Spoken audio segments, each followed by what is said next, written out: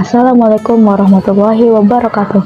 Halo semua, kembali lagi dengan saya Suhaila Fitriadin di channel ini.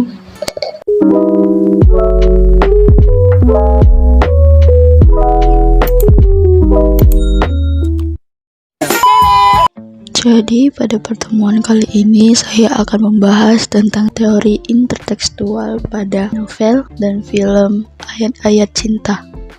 Sebelum itu saya akan menjelaskan apa itu intertekstual.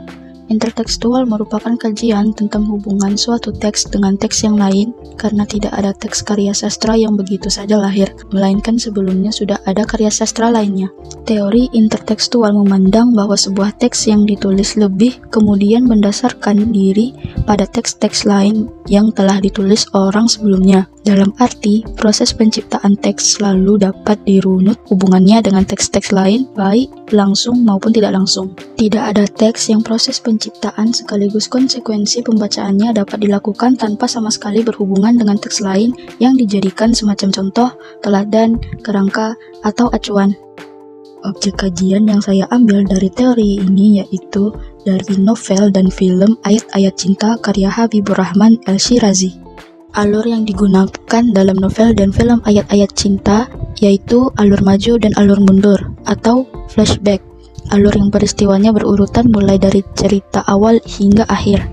Kemudian tokoh dan penokohan dalam film dan novel ini bisa dikatakan sama secara keseluruhan, terutama pada tokoh-tokoh sentral yaitu Fahri, Maria, Aisyah, Noura, Syah Ahmad, Ibu Maria, dan beberapa teman Fahri Difla.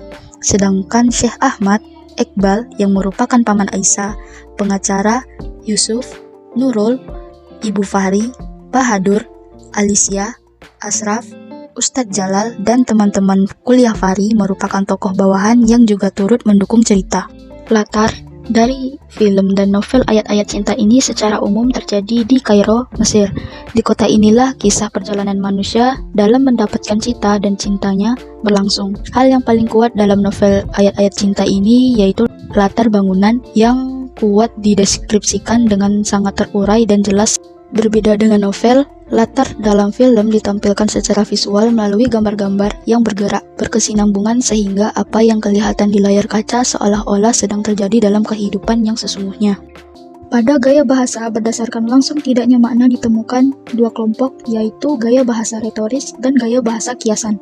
Gaya bahasa retoris dibedakan menjadi hiperbola dan lilitotes, sedangkan gaya bahasa kiasan dibedakan menjadi personifikasi, ironi, metafora, dan perumpamaan.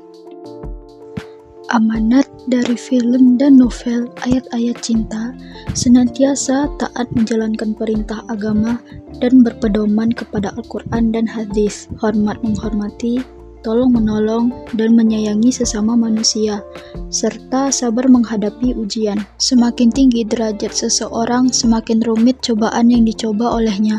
Semua rencana tidak ada yang berjalan mulus seperti ban menggelinding yang perlahan-lahan berhenti. Banyak juga cobaan ke depannya yang menghadang. Tujuan tidak akan pernah diraih hanya dengan menjentikkan jari. Menghadapi masalah dengan ikhlas dan sabar, meyakini cobaan tersebut datang dari ilahi. Sekian pembahasan materi kali ini, sampai jumpa di video selanjutnya. Wassalamualaikum warahmatullahi wabarakatuh.